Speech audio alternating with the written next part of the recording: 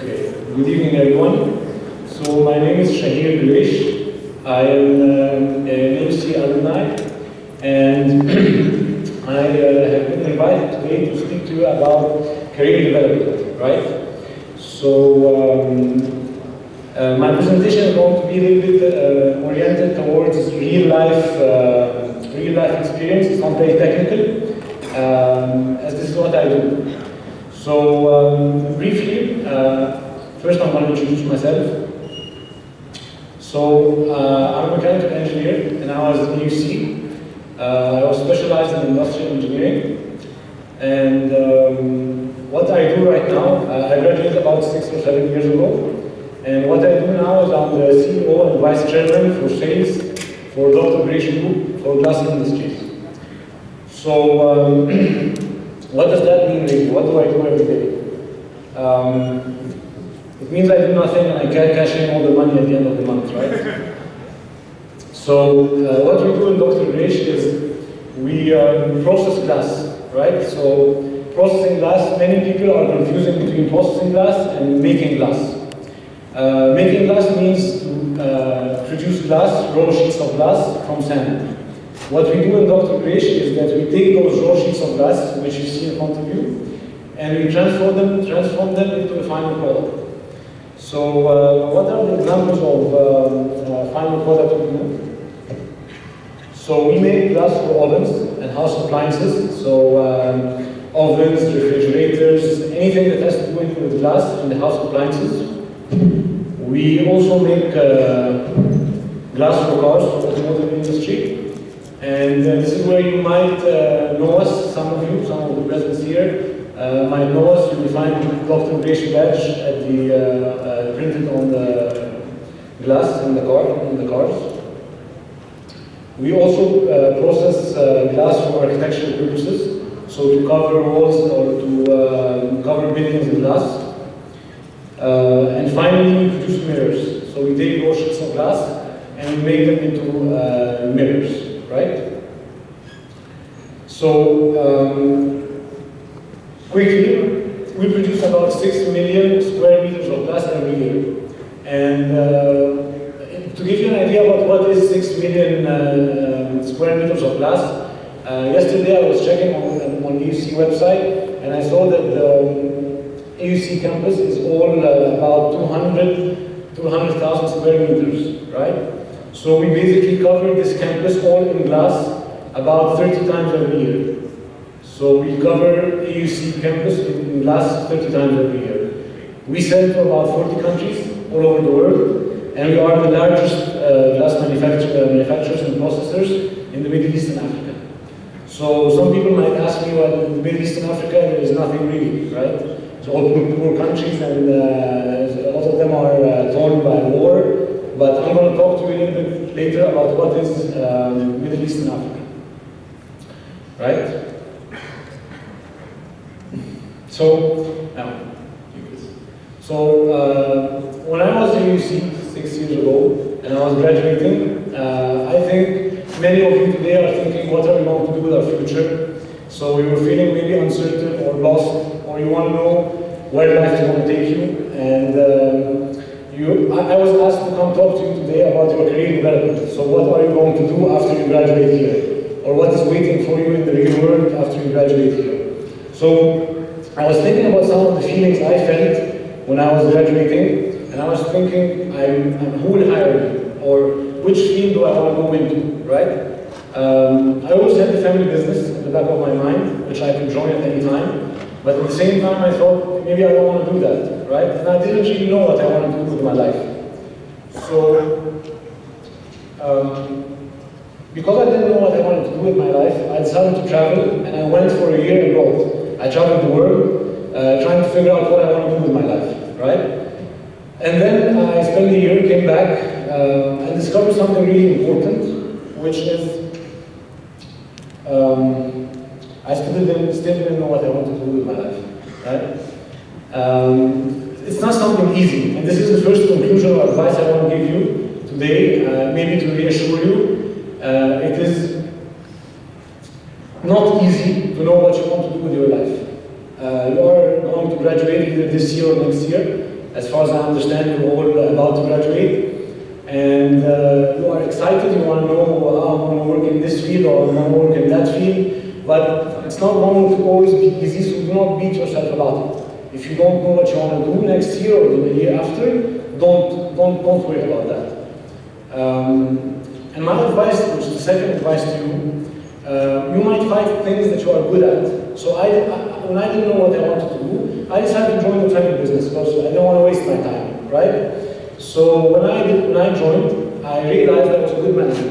I knew how to manage people, and people listened to me sometimes, and I loved it because I was good at it.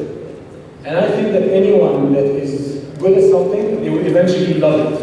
And everyone that is loving something will eventually be good at it. So if you can find something that you really like now, and you think you are good at doing something, start doing something that you are good at. And eventually you will love it as time goes by.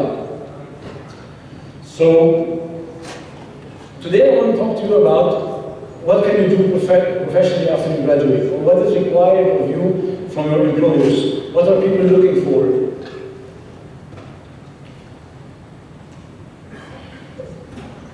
So we're going to try to answer some of these questions together today. And I want to talk about a common misperception. The common misperceptions with mechanical engineers. I mean, you as students, you study so much in UC or in other universities, as I understand some of you are coming from different universities. So you study so much technical details, you might think that the first thing you're going to do as you graduate, you're going to design the next engine, or you're going to design a car engine, or you're going to design something that is, you're going to invent something. After studying so much technical details, I studied 5 years engineering, I thought I'm going to invent something with all what I've studied. And it's nice to think that. And many of you might end up inventing something. But many of you also will not be, in reality, offered an opportunity to do so. Because as soon as you graduate, life is going to take you, and you're not going to always be able to find an opportunity to work in the field that you want. So, what are you going to do? My advice to you is to look at your personal set of skills. This is very important. Look at your personal set of skills and try to match it with something where engineering is, mechanical engineering specifically, is a pioneer or a main player. So, mechanical engineering really is everywhere. So, you want to work in a company or you want to get hired by a company, you as a mechanical engineer have so much possibilities you can work on. And I want to discuss with you the different things that you can do as mechanical engineers while you graduate, right? So first, if your personal set of skills, you think that you have persuasion skills, or you are a highly sociable person, you like dealing with people, you are easy to come across, people like you when you talk to them, you should think about engineering sales or selling a highly technical product, right? So as an example, there was a Japanese guy, he was in our factories a few weeks ago. His name is Nakada, like Nakada in Arabic. But he's a very good salesman. He says one of the most sophisticated machines on the planet. It's a machine that cuts glass, grinds glass, drills glass, and washes glass, all one after the other, step after the other, all automated.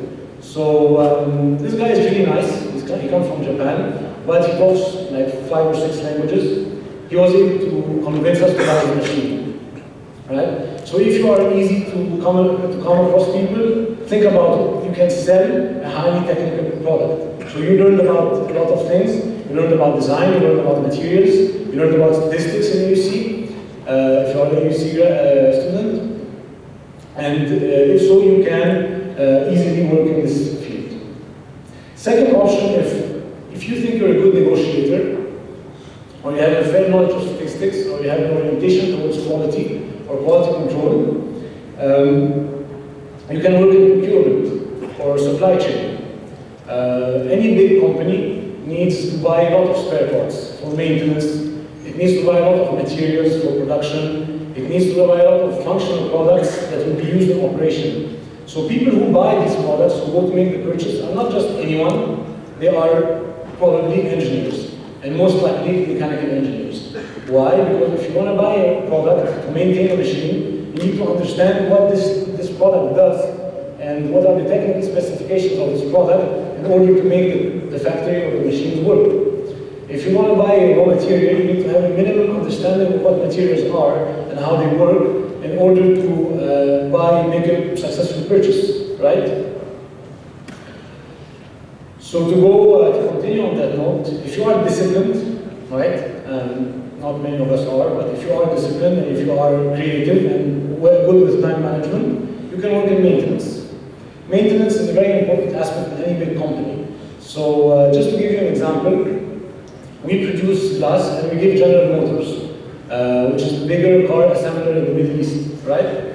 So one time we had an issue with maintenance, and the maintenance engineers in our factories were not able to maintain the machines on time. What happened is that we had to pay for every day of delay. So our products were delayed reaching General Motors factories, right?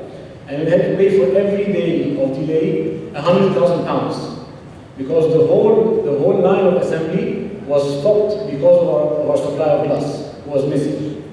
So to be working in maintenance is something extremely important. You have to think about preventive maintenance, you have to think about emergency maintenance, and be able to run your factories or run your machines in a smooth way to ensure delivery time.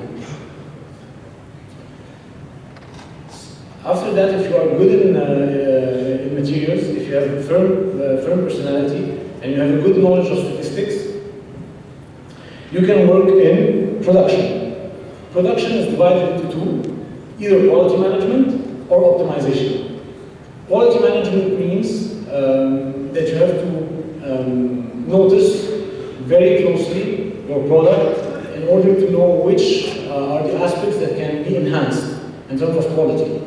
And only engineers who are good with materials and design can notice different types of materials, different types of enhancement that can be done on a product. As well, if you are thinking about working in optimization, then you can work on how to optimize the production line or how to optimize an industry